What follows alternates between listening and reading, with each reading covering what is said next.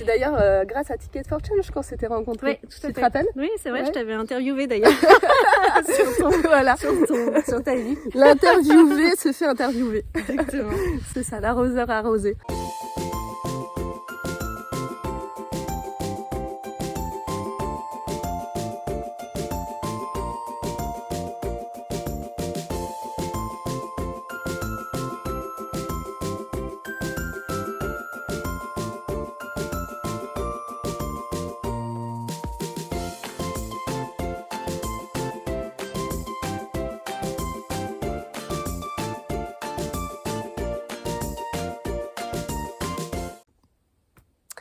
Bonjour et bienvenue sur la chaîne de La Forêt qui pousse, l'émission des multipassionnés qui changent le monde. Et aujourd'hui, je suis avec Audreyne. Coucou Audreyne. Salut, bonjour à tous. Et donc, on est à l'Oasis des Petits Pottes, qui est à 1 heure au sud de Bordeaux. Et on est ici pour que tu puisses nous parler de ton parcours de reconversion, Audreyne, puisque avant, tu étais responsable des ressources humaines dans une grosse boîte. Oui. En tant que salarié, c'était voilà, il y a quelques années. Et il y a 3 ans, tu as à la fois décidé de créer ta propre activité, donc tu vas nous en parler, donc dans l'accompagnement, en lien avec la permaculture humaine. Et dernièrement, tu as aussi décidé de venir vivre une partie de l'année dans ce super lieu qu'on va pouvoir visiter puisqu'on va se balader tout en papotant.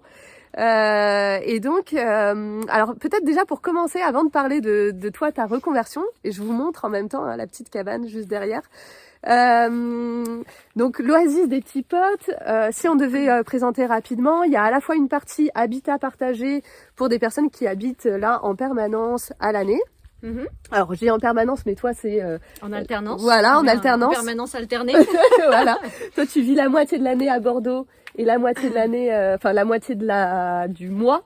On va voilà, dire, une semaine ici. sur 2 à Bordeaux, une semaine sur 2 ici. Et oui, parce que toi Pour, t'es d'abord maman séparée, donc ça te permet d'organiser mon temps et d'équilibrer ma vie en fonction de mes besoins. Donc, je respecte, j'essaye de tout respecter en même temps et ça fonctionne plutôt bien. Ouais. Donc voilà, donc à l'Oasis des Petits Pottes, donc il y a toute cette partie plutôt résidentielle, habitat partagé, et il y a une partie location. Donc où les gens peuvent décider, en famille ou seuls, de prendre une caravane, pas une caravane, une roulotte, une cabane ou autre, mais qui permet aussi de faire des stages, des séminaires, des retraites. Exactement, des événements. Et effectivement, c'est un lieu d'écotourisme en fait, et qui accueille. Bien résumé. qui accueille. D'autres événements en lien effectivement avec la permaculture, l'humain, le respect de soi, des autres et de l'environnement. Ouais, super. Et donc comme on le voit là autour de nous, effectivement on est en pleine nature. Voilà, c'est un lieu qui existe depuis combien de temps maintenant ? Depuis 4 ans. Depuis 4 ans, ouais, donc c'est tout récent.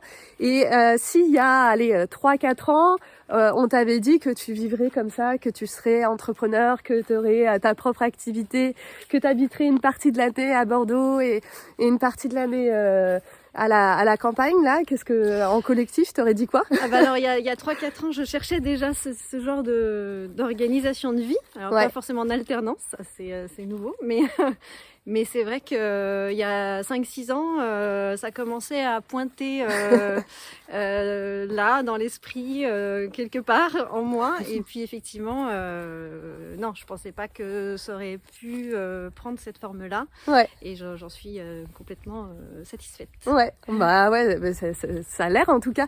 Et donc il y a encore 3-4 ans, tu étais responsable des ressources humaines d'une grosse boîte. Pas plus écolo que ça, non. La boîte, je veux dire. Toi, tu avais commencé déjà ton engagement écolo ? Alors moi, j'avais commencé il y a 5-6 ans où j'ai commencé un changement de vie. Je montre la petite roulotte en même temps. Personnel, assez important. Et j'ai commencé effectivement à m'intéresser par le biais des colibris. Ouais. Comme beaucoup d'entre nous. Ouais, tout à fait. À l'écologie, du coup à la permaculture. Enfin, ça a été vraiment la porte d'entrée du champ des possibles pour moi.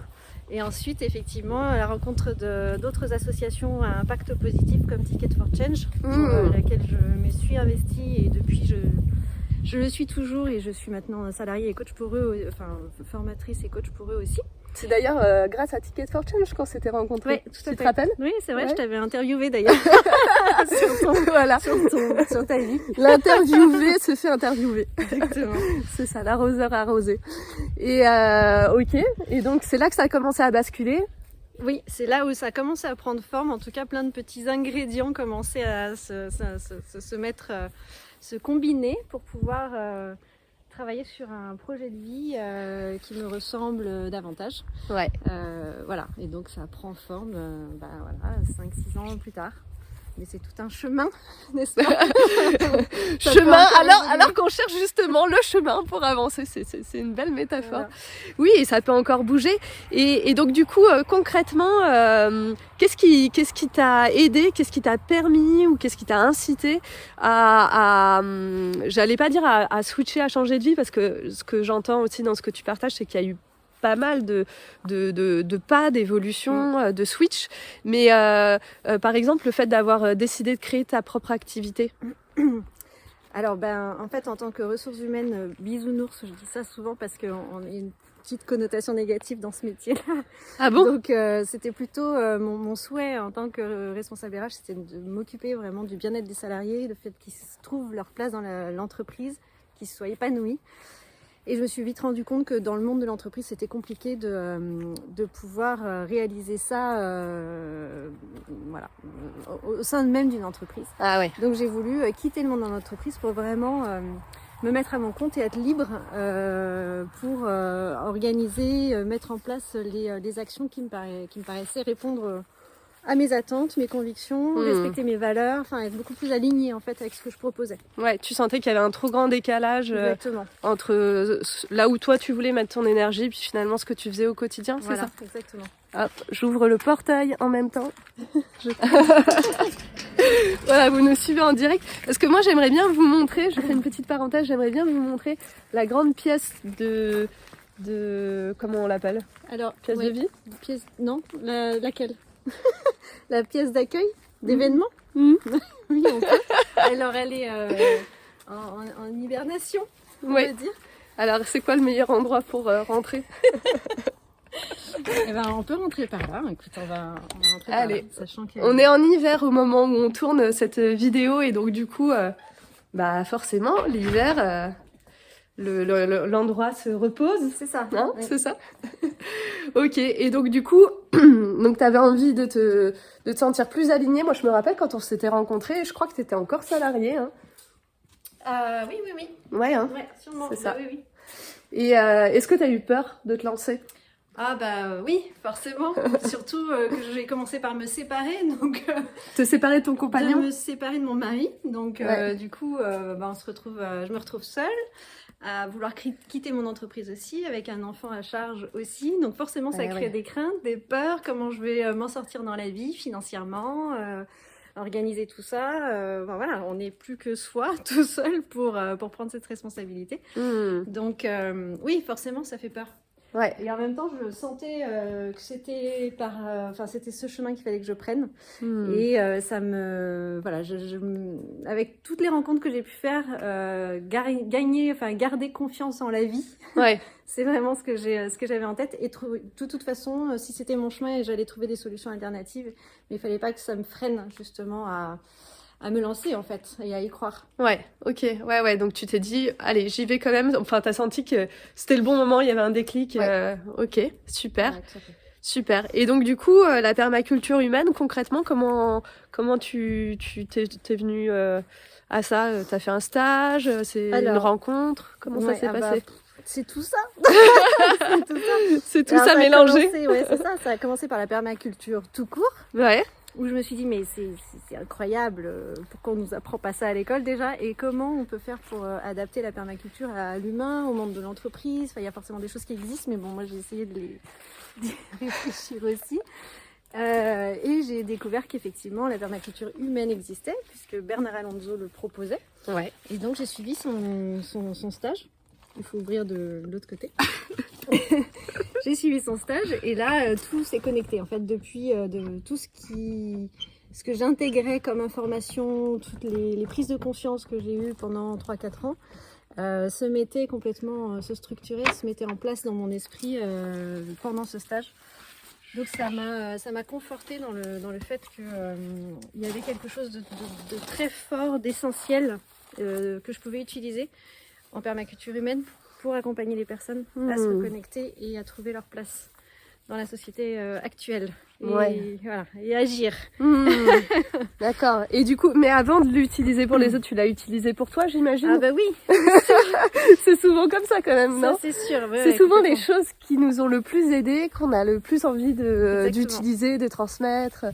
C'est ça? Oui, complètement, parce que on va dire cette révélation, ou en tout cas ce stage m'a aussi permis de me remettre en question, d'avoir des prises de conscience et de structurer mon propre projet de vie. C'était des clés vraiment qui m'ont beaucoup apporté pour ça. Et effectivement, une fois qu'on se les applique, on se les approprie. Et moi, j'en ai conçu une méthode d'accompagnement parce que ça m'a tellement apporté que j'avais envie effectivement de le transmettre à ma façon aux personnes qui pouvaient rencontrer les mêmes situations de questionnement existentiel et de transition, de souhait de transition. Donc oui, complètement. C'est d'abord une appropriation personnelle. Alors, je fais un petit zoom sur les barrières que j'adore.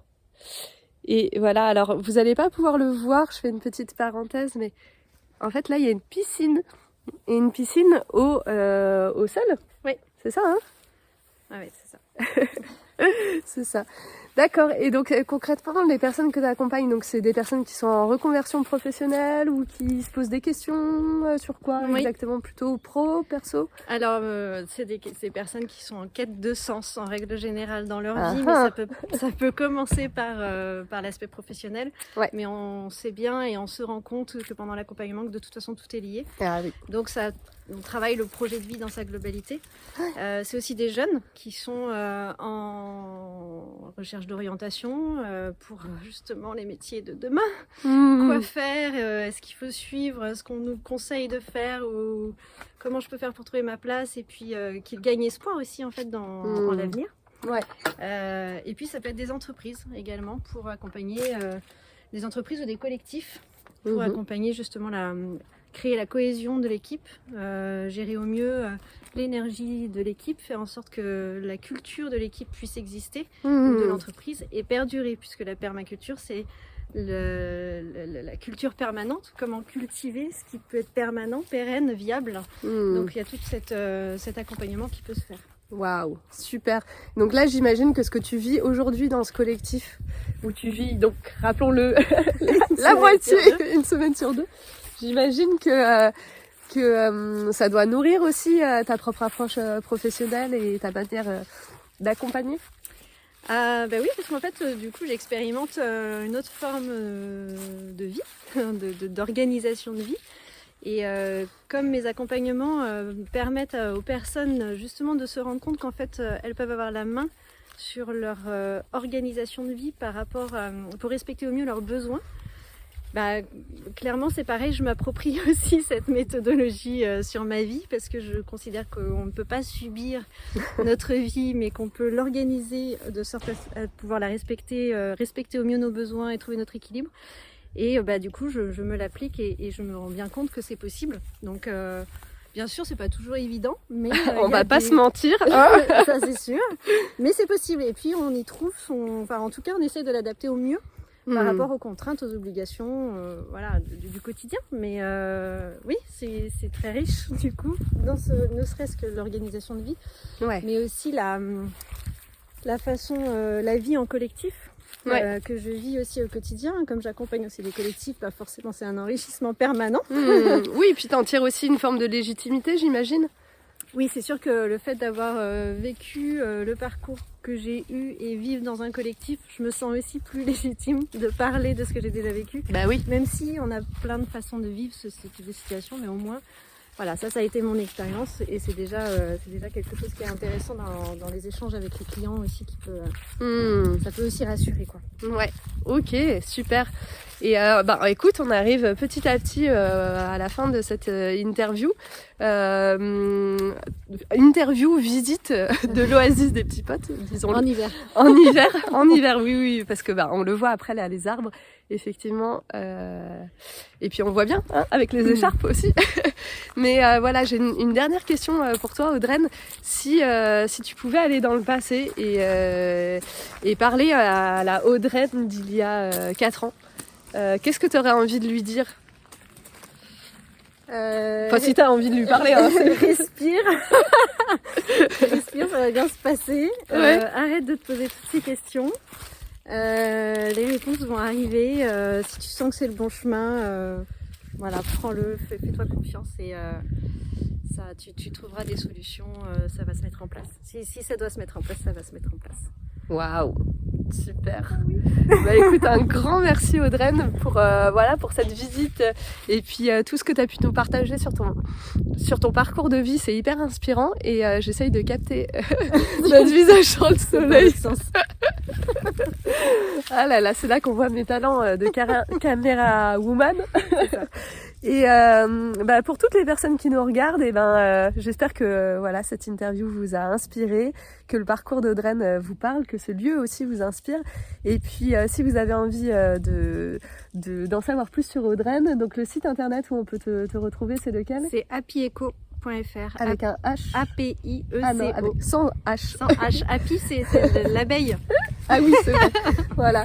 Et puis si vous voulez retrouver d'autres interviews de personnes inspirantes, je vous laisse aller regarder du côté des interviews de la chaîne de la forêt qui pousse. Voilà, à tout bientôt. Merci, au revoir. Salut.